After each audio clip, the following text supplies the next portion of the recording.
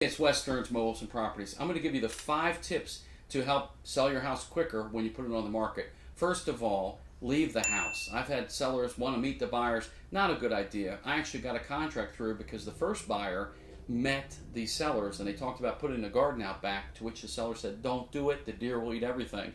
My buyer was happy because he got the house, but the first buyer canceled the contract. So leave the house. Hopefully your agent has a lockbox. The lockboxes are good because you can leave the house early, and you can also track for security purposes when that agent showed the house and then request feedback. So make sure you have a lockbox there.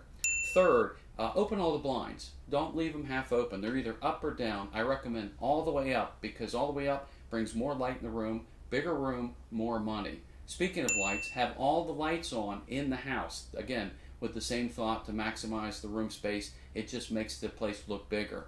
Also, lastly, do not go crazy with a bunch of scented candles and potpourri. A vanilla plug-in here or there is great. I actually usually keep a sheet of chocolate chip cookies at the go to throw those in the oven. If you don't have time for that, 1 drop of vanilla on the burner is fantastic. Those are 5 tips on how to max your property to show it the best you can.